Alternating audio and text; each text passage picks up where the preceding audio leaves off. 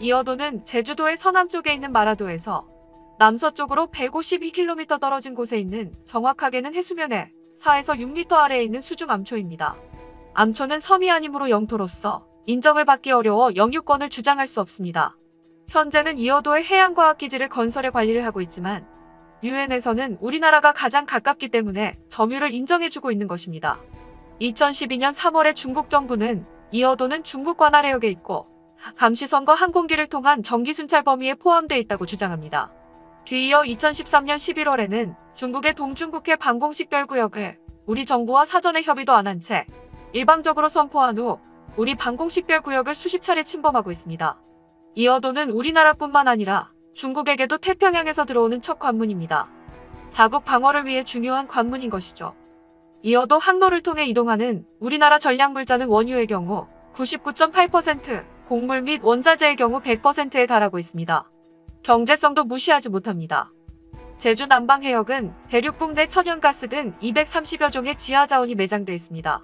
또 동중국해에는 원유가 최대 1천억 배럴 정도 매장된 것으로 추산되고 있고 사관구 지역 중 이어도 근처에 천연가스 및 원유 72억 톤이 매장되어 있는 것으로 추정하고 있습니다. 우리나라 최남단이 마라도가 아니라 이어도가 될 경우 해양 영토는 지금의 몇 배는 늘어날 것입니다. 그래서 과거에도 아예 흙을 부어 섬으로 만들자는 의견도 있었고 최근에도 국민청원에 이어도를 인공섬으로 만들자는 의견도 올라왔습니다.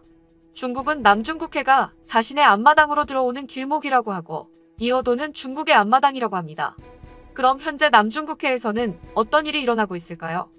중국이 공해 한가운데 섬을 만들어 자기네 영토라고 깃발을 꽂고 그 일대 바다를 통째로 삼키려고 하고 있습니다.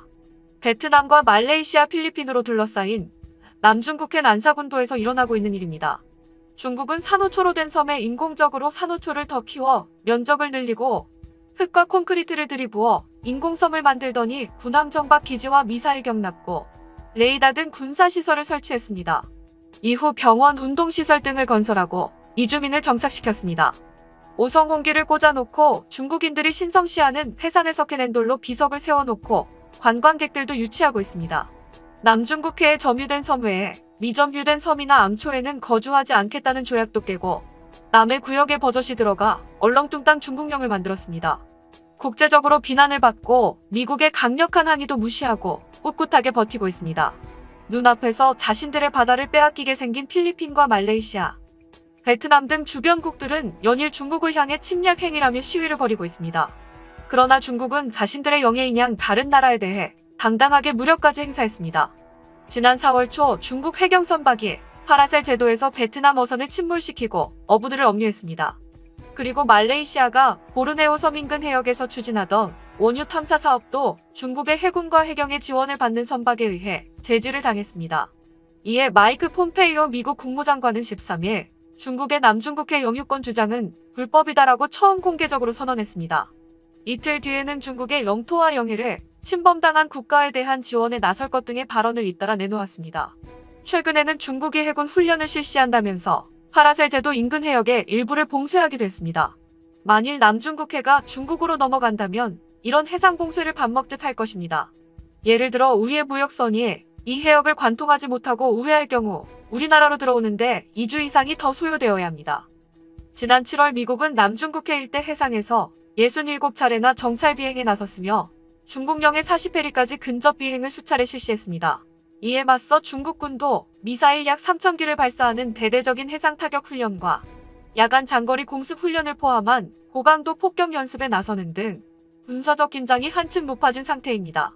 중국 남중국해연구원 우수춘 원장은 최근 중국 현지 매체인 관찰자만과의 인터뷰를 통해 다음의 5가지 이유에서 남중국해를 둘러싼 미중 무력 충돌 가능성이 고조되고 있다고 진단했는데요.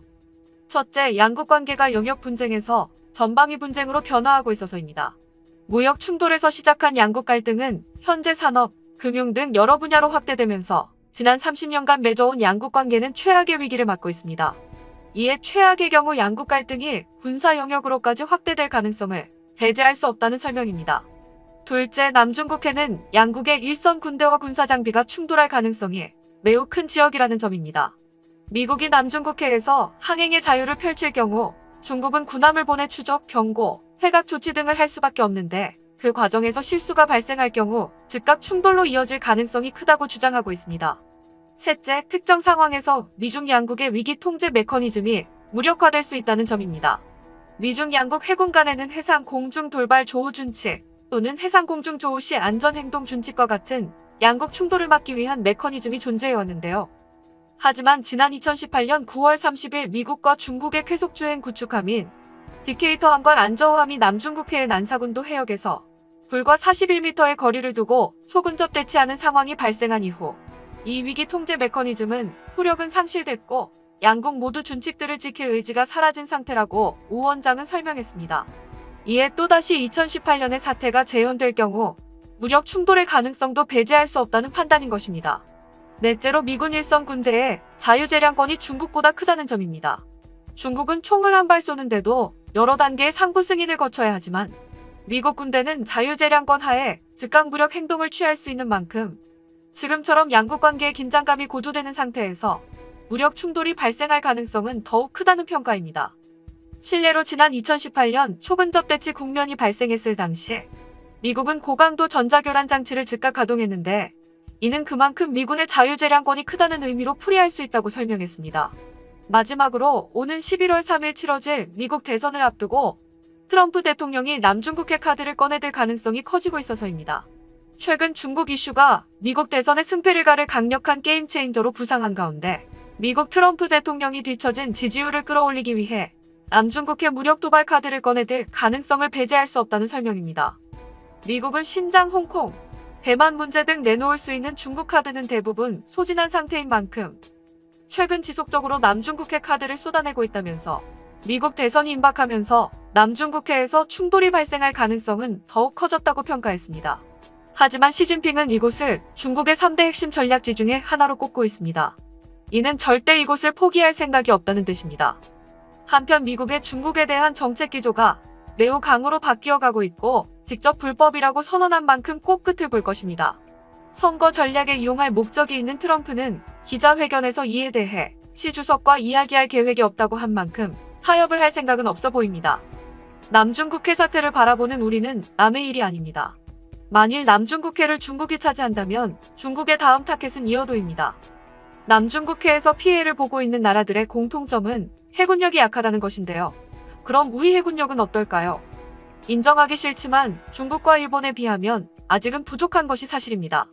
배수량으로 123만, 46만, 19만으로 중국이 제일 크고 한국이 가장 작습니다. 한국 해군의 규모를 1로 잡으면 6.47 대 2.42 대 1입니다. 수치상으로 이렇고 실제 전력 차이는 더 크다고 할 수 있습니다. 함대 세력이 조금만 더 커도 해전에서는 완승한다는 난체스터 법칙에 따르면 세계 7위 수준의 한국 해군은 경우에 따라 세계 2에서 4위권으로 평가되는 중국과 일본의 격차가 크다고 할 수 있습니다. 하지만 대한민국 해군은 2030년대 이후를 목표로 전력 증강과 부대 구조 개편을 추진하고 있습니다. 이 같은 한국 해군의 움직임에 중국도 발등에 불이 떨어졌다고 할 수 있는데요. 해군의 구상대로라면 미래 해군 전력은 획기적인 변화를 맞게 됩니다. 우선 미니 이지스함으로 불리는 한국형 차기 구축함 6척이 건조됩니다. KDDX는 다기능 위상 배열 레이더와 전투체계 등 핵심 장비를 국내 기술로 개발합니다. 개발비 1조 6천억 원에 건조비는 6조 원에 달하는데요. 레이더와 통신기 등을 한데 묶은 스텔스형 통합 마스터와 수직 발사기 64세, 대한미사일 16발과 127mm 함포, 그리고 헬기를 탑재할 전망입니다. 또한 차기 이지스 구축함은 2020년대 중반 이후 3척이 전력화될 예정입니다.